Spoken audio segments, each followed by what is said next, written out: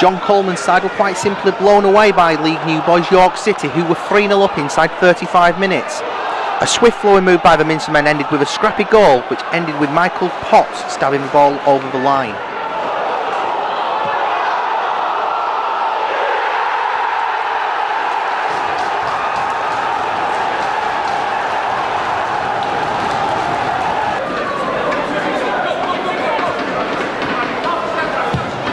Rochdale did come close to a leveller after some tenacious play from Bobby Grant down the right hand side. Grant managing to evade a couple of chances, and when a fortuitous clearance hit Jason Kennedy, the snap shot was tipped over by Ingham.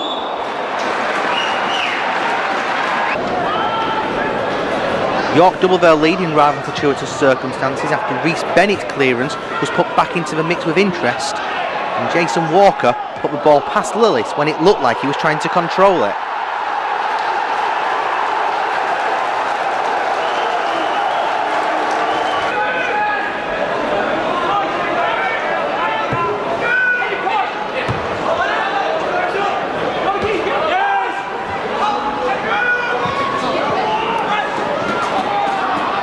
Again, Dale reacted well to conceding, but Tuckford only hit the side netting with some of the home faithful sure that it had gone in.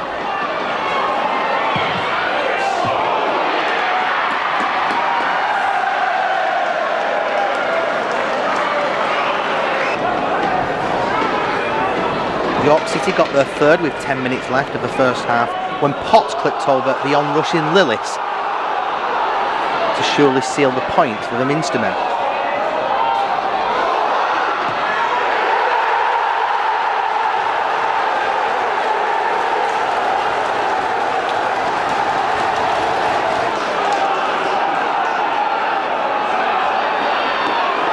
Dale did come close to reducing the deficit just before the interval, and Terry Gornell picked up on the edge of the area, but he saw his shot come back off the post.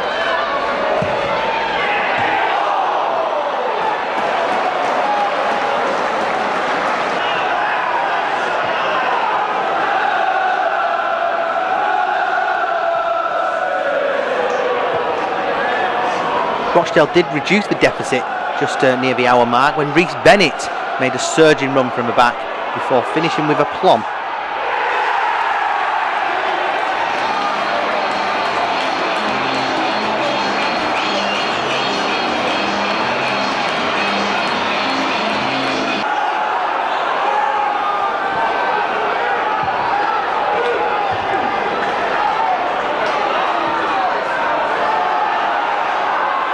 Coleman's side ensured a nervy final few minutes when George Donnelly was bundled over inside the area by Michael Potts, with referee giving Dale a penalty.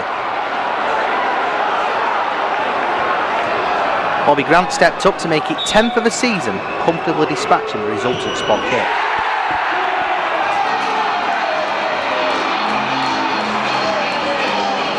First of all, you must be pretty disappointed. Well, he's disappointed. You know, you can't give teams a 3-goal lead in the first half and expect to win a game.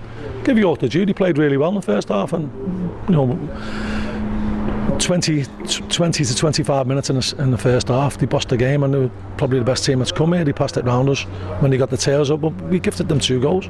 Our keeper hasn't really made a save in the whole game, and yet, you know, we've come off losing the game.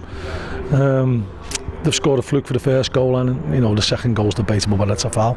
Well, I think it's a foul. But you know, second half we showed a lot more spirit. We showed a lot more purpose. We changed around the formation, and I think in the end I thought we were unfortunate not to get something out of the game.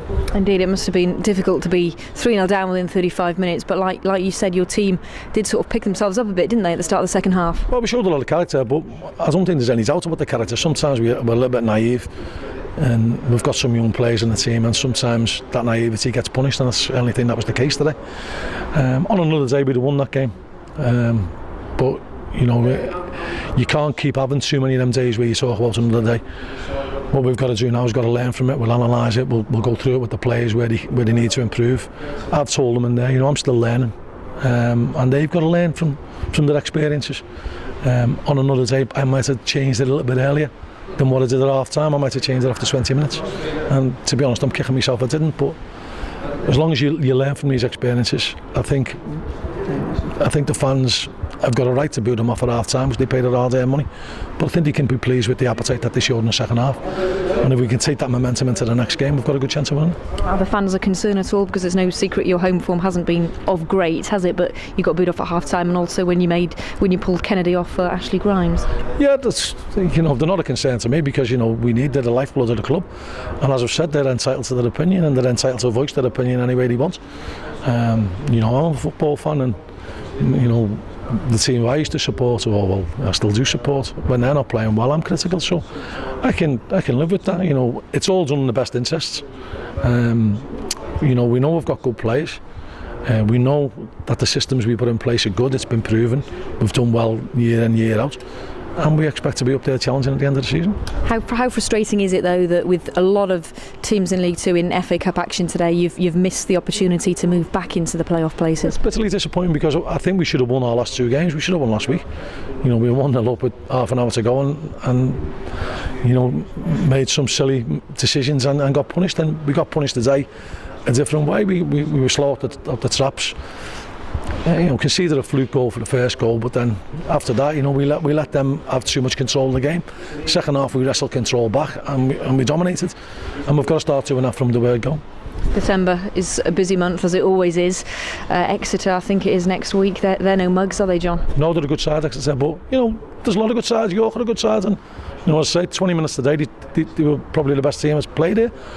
But we're a good side as well, and we're not going to beat ourselves up too much. As I said, we'll analyse it, we'll iron out the areas that we need to improve, and we'll work hard on the training pitch. That's what we believe is the recipe for success.